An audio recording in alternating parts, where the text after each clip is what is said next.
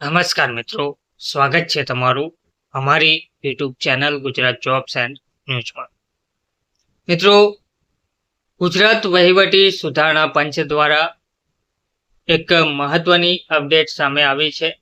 Doctor Hasmukh અઢિયાના અધ્યક્ષસ્થાને રચાયેલા ગુજરાત વહીવટી સુધારણા પંચનો દ્વિતીય ભલામણ અહેવાલ મુખ્યમંત્રીને સુપરત કરવામાં આવ્યો છે. સરકારી કચેરીઓનો સમયમાં પણ ફેરફાર કરવામાં આવ્યો છે. ડિજિટલ ટેકનોલોજીના ઉપયોગથી સરકાર તમારે દ્વારના ધ્યેય સાથે નાગરિક કેન્દ્રોની 10 ભલામણ સૂચવવામાં આવી છે. સરકારી પ્રમાણપત્રોનું વેરિફિકેશન ટેકનોલોજીના વિનિયોગથી થઈ શકે તેવી QR કોડ સહિતની વ્યવસ્થા ગોઠવવામાં આવી છે.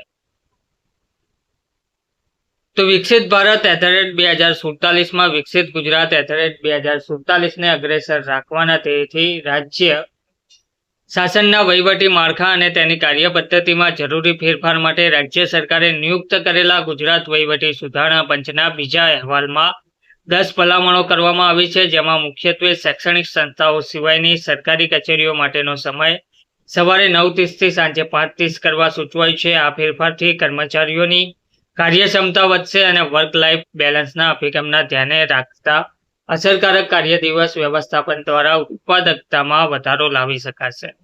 સિનિયર નિવૃત્ત IAS ઓફિસર ડોક્ટર હસમુખ અઢિયાના ગુજરાત વહીવટી સુધારણા પંચ GARCની રચના કરી હતી. આ પંચે એક જ મહિનામાં પોતાનો પ્રથમ ભલામણ અહેવાલ રાજ્ય સરકારને સુપરત કર્યો હતો. હવે GARC અધ્યક્ષે બીજા મહિને 10 ભલામણો સાથેનો દ્વિતીય અહેવાલ પણ મુખ્યમંત્રી ભૂપેન્દ્ર પટેલને સુપરત કર્યો છે.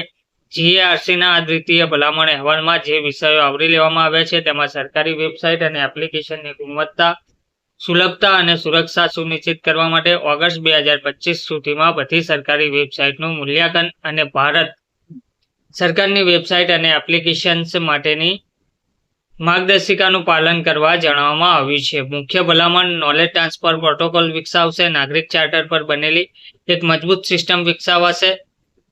10 છે GARCના દ્વિતીય અહેવાલના જે 10 ભલામણો છે તેમાં સુખદ નાગરિક અનુભવ માટે યુઝર ફ્રેન્ડલી સરકારી વેબસાઇટ બનાવી, નાગરિક ચાર્ટરને અસરકારક બનાવવું, સરકારી સેવા વિતરણ પોર્ટલને સિટીઝન ફ્રેન્ડલી બનાવવા, ટેકનોલોજી દ્વારા સરકારી પ્રમાણપત્રોની ચકાસણી થઈ શકે તેવી વ્યવસ્થા ગોઠવવી, ફરિયાદ નિવારણ પ્લેટફોર્મને સંકલિત નાગરિક કેન્દ્રિત અને વ્યાપક બનાવવું, અસરકારક જ્ઞાન વ્યવસ્થાપન દ્વારા સંસ્થાકીય જ્ઞાનને મજબૂત બનાવવું, સરકારી વાહનો માટે વાહન નિકાલ પ્રોટોકોલ, બધી જાહેર કચેરીઓ માટે બિનઉપયોગી ફર્નિચરના નિકાલ માટેનો પ્રોટોકોલ, શૈક્ષણિક સંસ્થાઓ સિવાયની કચેરીઓ માટે કચેરી સમય સવારે 9:30 થી સાંજે 5:10 કરવો, જેથી અસરકારક કાર્ય દિવસ વ્યવસ્થાપન દ્વારા ઉત્પાદકતામાં વધારો લાવી શકાય અને સરકાર દ્વારા સોશિયલ મીડિયાનો અસરકારક ઉપયોગ કરવો જેવા 10 મુદ્દાઓને આવરી લેવામાં આવ્યા છે. ધન્યવાદ.